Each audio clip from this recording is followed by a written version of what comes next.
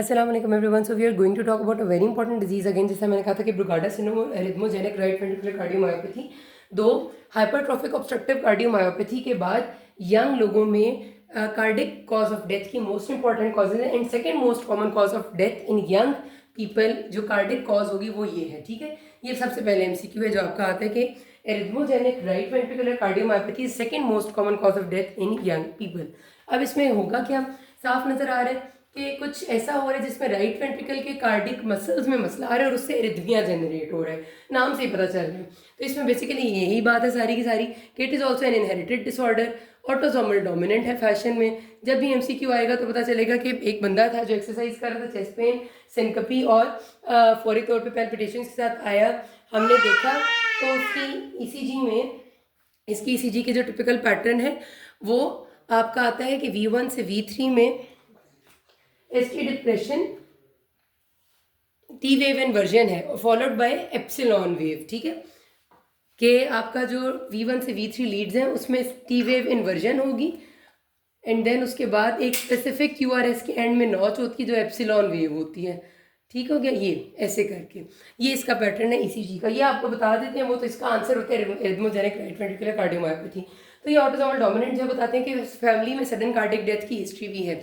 Autosomal dominant है, इसमें problem क्या हो रही है कि राइट वेंट्रिकल के जो मसल्स हैं it is replaced by fibrous and fibrofatty tissue, मतलब फाइब्रस एरिया है सारा और फाइब्रोफैटी टिश्यू से रिप्लेस हुआ है. This is most important thing. ये आपके एमसीक्यू में आती है कि इसमें पैथोफिजियोलॉजी क्या हो रही है. इसमें राइट वेंट्रिकल के मसल में फाइब्रस टिश्यू है, फाइब्रोफैटी टिश्यू इन्फिल्ट्रेशन है जिसकी वजह से वो काम ठीक नहीं कर रहा और एरिथमियाज हो रहे हैं. क्लिनिकल फीचर्स मैंने आपको बता दी हैं, पैल्पिटेशन, चेस्ट पेन, डिस्निया है.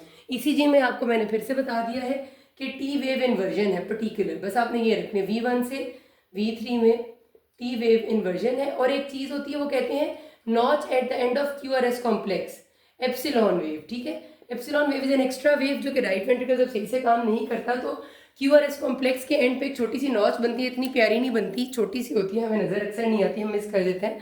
पर अगर आपने अच्छे से कार्डियो पढ़ी हो तो आप समझ भी जाएंगे उसको. आपके एमसीक्यू में वो ऐसे लिखी हुई है कि there was T wave inversion या negative T wave in V1 to V3 along with notch at the end of QRS complex. तो this is particular of arrhythmogenic right ventricular cardiomyopathy. और इसका डायग्नोसिस इस ईसीजी के base पे sudden cardiac onset in a young person की base पे हो जाता है.